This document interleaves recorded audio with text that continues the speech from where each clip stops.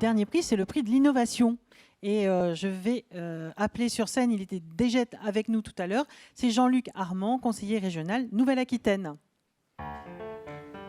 Oui, vous pouvez l'applaudir, je veux qu'il se retienne. On peut applaudir la région, merci. Merci de nous rejoindre. Merci. Alors, on a vu, vous accompagner beaucoup les entreprises à travers les différentes aides dans le cadre de la relance, mais aujourd'hui, j'avais envie de savoir comment la région veut devenir la première région éco-responsable. Alors, c'est évidemment son ambition. Elle a l'ambition de devenir la première région éco-responsable de France. Et je l'ai dit tout à l'heure, j'ai parlé de la feuille de route Néoterra 1, qui est née en 2018 de la volonté des élus donc, de porter une feuille de route transversale dédiée à la transition écologique et énergétique. Et 2022 verra la mise en place de Néoterra 2, donc qui sera certainement plus exigeante encore en matière de développement énergétique et de transformation énergétique. Et nous allons mettre en place un appel à manifestation d'intérêt d'ailleurs pour les entreprises de la région, de façon à celles qui sont en tout cas le plus dépendantes des énergies fossiles, de façon à les accompagner le plus possible et le mieux possible dans cette transition vers des énergies plus propres. Voilà. Je pense que vous serez entendu à la COP26 et Glasgow. Tout le monde attend beaucoup de chacun sur cette thématique. Alors, sur le prix de l'innovation, est-ce que vous pouvez nous dire qui a gagné ce trophée ? Alors, le prix de l'innovation est attribué à l'entreprise Rotomode. Bravo. Qu'on applaudit. Et j'appelle Vincent Masse, son président. Donc Vincent Masse, président. Sandrine, je suis ravi de savoir que vous allez arriver bientôt en canoë l'année prochaine. Ça va déjà nous faire une attraction. Monsieur est d'accord. Vous connaissiez le résultat en fait, non, Stéphane. Bonsoir à tous. On est d'accord qu'elle peut. C'est retenu, c'est inscrit sur les tablettes. Merci. On va préparer ça pour Ce qu'elle ne dès sait le pas printemps. encore, c'est qu'elle vient de Bordeaux à ici. On va trouver quelque chose.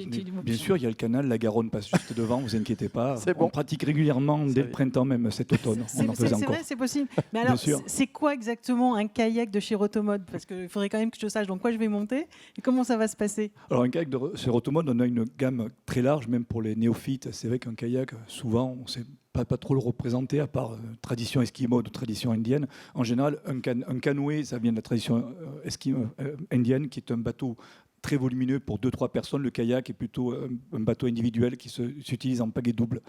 Donc, en fait, aujourd'hui, je me dis en tant que, je suis directrice de la communication à la Banque Populaire et une de nos plus belles publicités quand même, c'est un Indien qui descend sur sa pirogue et qui arrive sur la musique free. Donc je pense que effectivement. Voilà, c'est souvent l'imaginaire collectif, c'est vraiment le canoë indien qu'on se représente souvent. Donc c'est vrai que nous, on a développé des bateaux au départ pour les loueurs, pour les clubs, qui étaient plutôt des bateaux à usage de collectivité pour l'apprentissage ou la randonnée.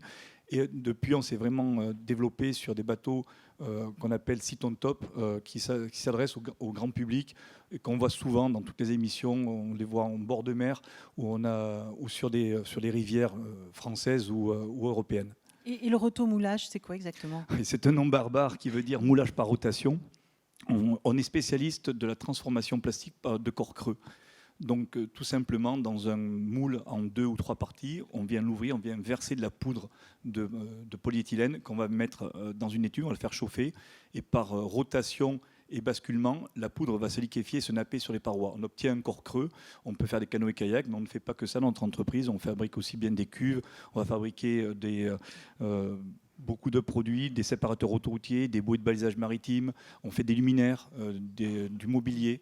Ça fait pas mal d'autres activités que nous avons en plus du canoë-kayak. Alors, vous avez reçu ce soir le prix de l'innovation. Je pense qu'on l'a eu peut-être grâce à vos innovations en termes de recyclage, de RSE. C'est votre actualité aussi ? Alors déjà, c'est un très grand honneur qui récompense vraiment tout le travail de toute une équipe. C'est vrai que cette année est vraiment particulière pour nous, puisqu'on avait été déjà mis en lumière durant le salon du fabriqué en France à l'Élysée au mois de juillet, qui a été pour notre entreprise, pour le Lot-et-Garonne, franchement, pour nous, une très belle vitrine et qui récompense vraiment, encore une fois, le travail que nous avons pu faire depuis des années. Alors oui, notamment pour le fabriqué en France, c'était le titre a été décerné par rapport à notre capacité d'innovation. Donc, en l'occurrence, c'est un kayak à propulsion hybride pagaie et système de pédalier avec une petite hélice, également couplé avec éventuellement un petit moteur électrique ou thermique pour faciliter l'usage, notamment pour la pêche. Mais également parce qu'on a notre capacité de pouvoir réintroduire dans notre production une partie de produits recyclés. Donc on a monté depuis presque 2 ans et demi, on a lancé chez nous une filière de recyclabilité de polyéthylène, donc des produits en fin de vie ou des rebuts de plastique de production que nous réinjectons dans la production de produits neufs.